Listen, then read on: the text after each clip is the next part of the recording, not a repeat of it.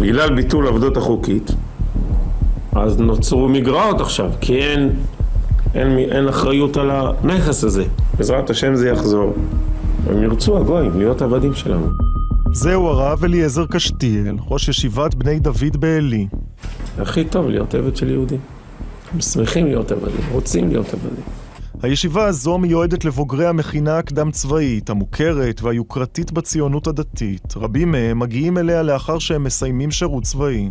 במקום שהוא יהיה סתם מסתובב ברחובות ועושה שטויות ואלימות ומזיק אחד לשני. עכשיו הוא עבד, החיים שלו מתחילים להתנהל. לפי הרב קשתיאל, האדונים הם היהודים, העבדים הם הערבים. החלוקה לא מקרית, זה עניין ביולוגי, בעיות גנטיות. יש מסביבנו עמים כאלה, בעיות גנטיות.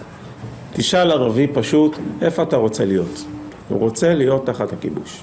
למה? כי הם לא, יש להם בעיה גנטית, הם לא יודעים לנהל מדינה, הם לא יודעים לעשות כלום. תראה איך הם נראים. והנה התורה כולה, תורת הגזע. בוודאי שיש גזענות, מה אנחנו לא יודעים שיש גזעים שונים בעולם, מה זה סוד זה, מה זה לא נכון, זה נכון, מה לעשות? בעוד יומיים עם ישראל יציין את יום השואה, בין היתר את החלוקה של הנאצים לגזעים, עליונים ונחותים, והנה בגרסה העברית. כן, אנחנו גזענים, אנחנו מאמינים בגזענות.